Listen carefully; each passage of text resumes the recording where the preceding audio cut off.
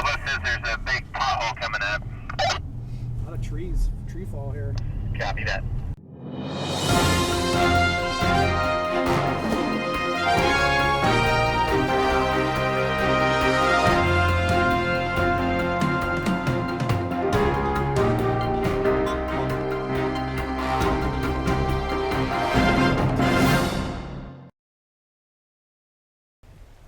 Hello and welcome to Squatchbot.com. I'm Darren Smith, and as you can see behind me, I am gearing up for yet another adventure. This time I'll be heading up to the Pacific Northwest to team up with Finding Bigfoot stars Cliff Barackman and James Bobo Fay for a Bigfoot expedition that is sure to be of epic proportions. In 2007, while visiting the Bigfoot Discovery Museum in Felton, California, I had the great pleasure of meeting Cliff Barackman just by happenstance. Since our meeting, Cliff and I have kept in touch over the years, and he has always been very supportive of my search for Sasquatch. Even after he became involved in the television program Finding Bigfoot on Animal Planet, Cliff has always been very generous with his time to review my findings or to talk Squatch over lunch. He is one of the most dedicated and respected researchers in the field, and when I discovered that he was hosting expeditions in the Pacific Northwest and that his friend and co-host of Finding Bigfoot, James Bobo Fay, was also joining the expedition, I did not want to miss all the fun, and I quickly picked up the phone and gave Cliff a call.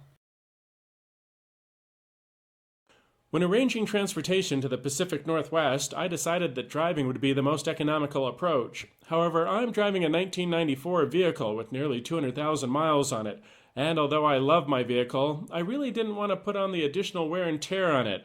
So I decided to rent a vehicle, and as luck would have it, the car rental agency did not have any more economy vehicles available, so at no extra charge, they upgraded me to this.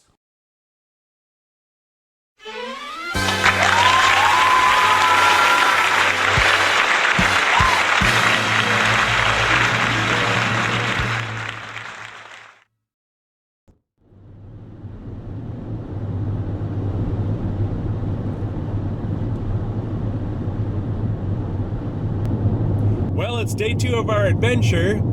Last night I made it as far as Medford, Oregon before I checked into a Motel 6 and got some rest.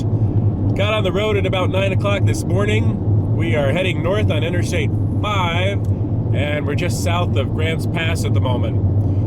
I don't really have anything planned for today.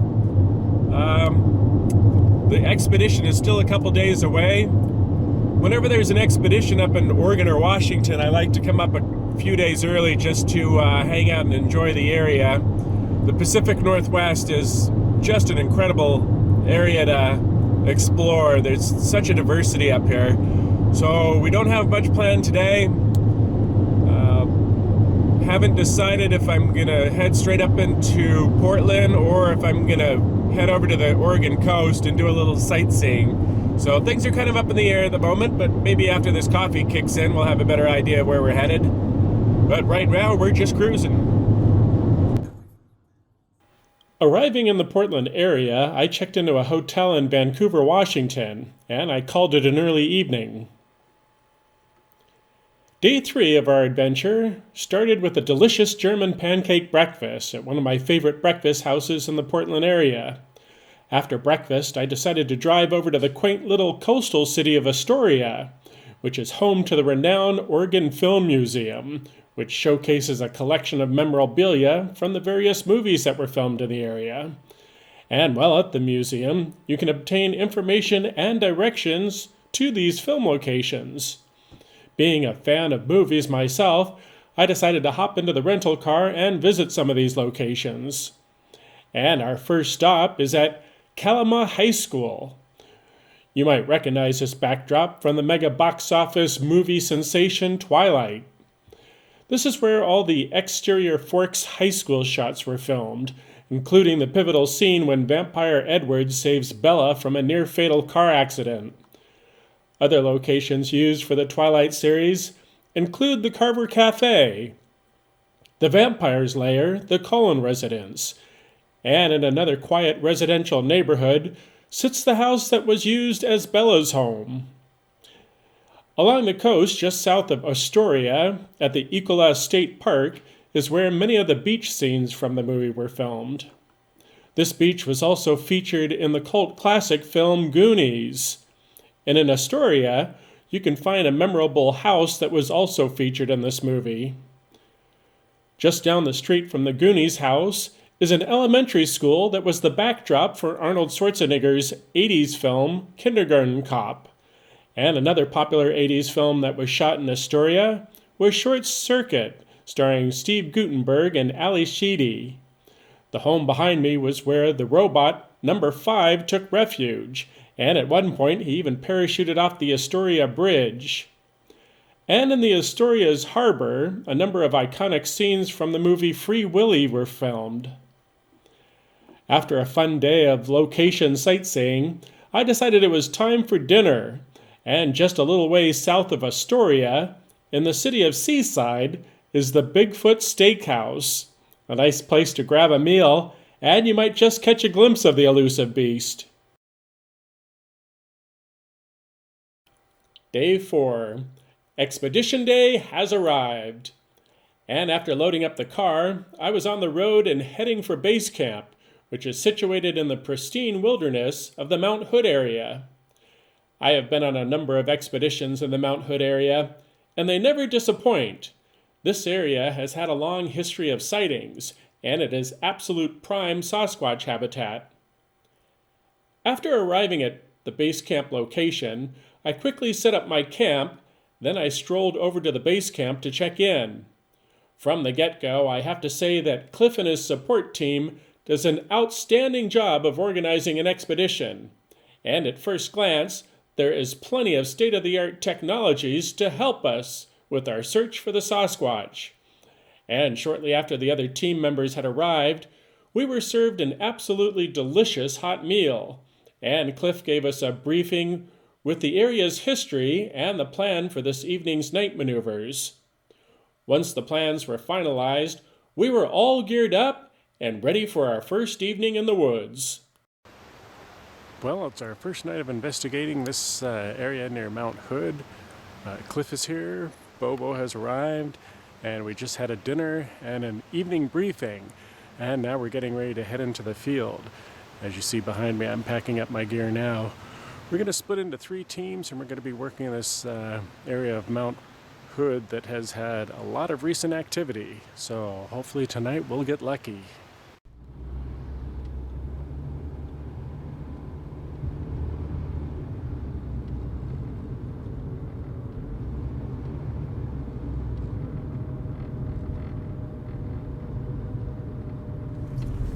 Yeah, there's a big hole coming up, says Bobo.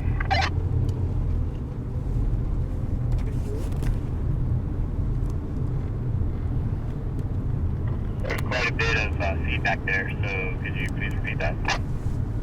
Bobo says there's a big pothole coming up. A lot of trees, tree fall here. Copy that. I think it might be marked with a nice little stick and twine. So this is our first night of investigations up in the Mount Hood area. I am on Bobo's team tonight, and the idea is we have 2 teams that are branching off in this area to hopefully move some activity over to where Cliff's team is positioned. So we're in the Mount Hood area, just gearing up now, getting ready to head into the field. And I must say that this expedition is heavily armed. We've got just an absolute arsenal of technology at our disposal. In fact, almost every team member has their own FLIR, which has recording capabilities. So if anyone has a shot of catching some FLIR footage, one of these teams has a pretty darn good shot. One of mine. So the plan this evening is to break off into 3 teams. Once we arrive into the area, Cliff's team will head into an area where they can situate themselves on a slight embankment. Then the other 2 teams will move in from 2 different trails, which roughly parallel one another. From this vantage point, we can make calls back and forth, and the hope is our advancements will push the Sasquatch towards Cliff's team, who will be standing ready to capture them on camera. After trekking in quite a ways, It was time to start making vocalizations. I'm on Bobo's team this evening, and we are preparing to do a couple of whoops.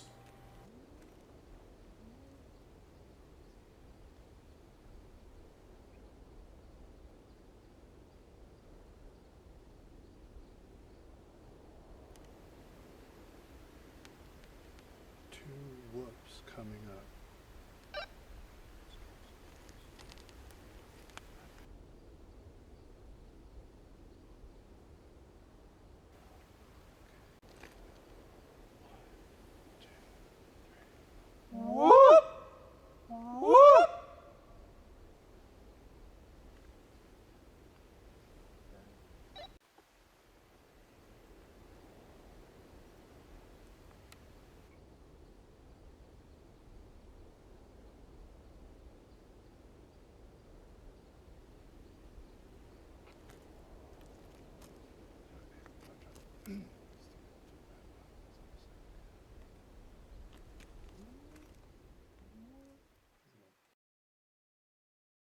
We continued our trek along the trail, stopping on occasion to use the night vision technologies in our search for Sasquatch, or to make vocalizations and wood knocks to try to elicit some sort of activity. However, with the exception of the wind and an occasional owl, the forest was quiet. As we walked along the trail in near total darkness, we enjoyed each other's company with a casual dialogue, sharing our encounters or relaying the reports we've heard. And to be able to share this experience with Bobo and to hear his stories was truly an incredible experience. Two knobs.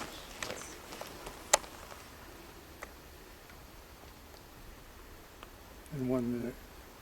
We're gonna do two knocks. Can you hear me?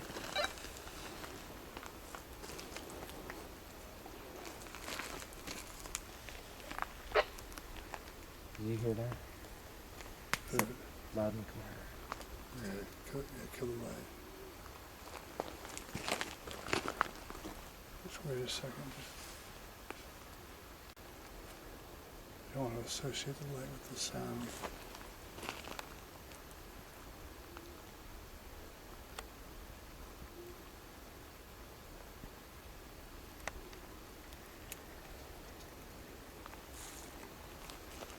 This is not a first choice of big fir trees. It's got thick bark that absorbs it too much, but I don't see any hardwoods down there anymore. I'll do a couple.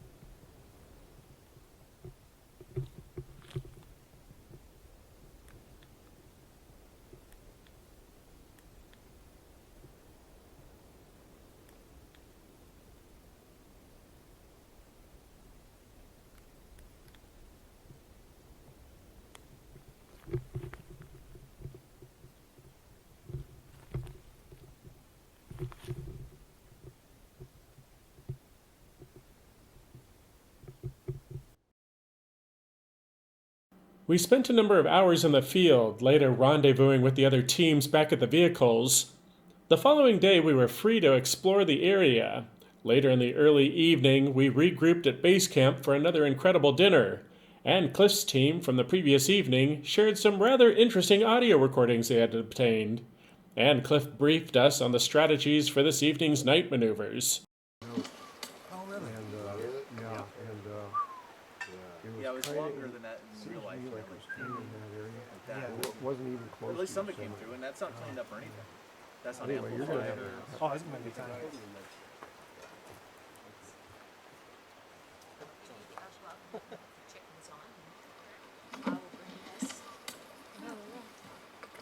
It sounded close. It sounded. So as I'm walking down to Juicy Lake, every 500 yards or so, we'll stop and listen. We'll radio Bobo's team, let them know there's a vocalization coming. But Bobo's team is kind of like the command post for this one, because very likely Scott and I worked these same 2 roads last time, the night he had all this activity. We had a very difficult time hearing one another. So Bobo's team is hopefully going to be in the middle. Hopefully, don't know. I could be entirely wrong. I usually am. Hopefully Bobo's team will be in the middle and be able to say, no, don't go. Scott's team's going to do vocalization now. You catch what I'm saying? Yeah, so he's going to be like the control center, the brains of this operation. Look at that, Bobs. I went back alone because we found a possible print there last time. Okay, well, we're gearing up and getting ready to head out on another adventure. We're splitting the team into 3 again. Bobo's team is going to be sitting at a campfire location while the other 2 teams circle the perimeter. With any luck, the Sasquatch will come in and approach the camp. This area has had a ton of activity, so we're hoping that this strategy, one of the teams might get lucky. Last night, as you saw in the meeting with Cliff, that we did get an interesting whistle. One of the teams picked up just a whistling sound in the woods, and there's not many creatures out there that can whistle. So Sasquatch has been known to make that sound, and that in itself is intriguing. So the expedition has been tons of fun thus far, and we're anxious to get back into the woods.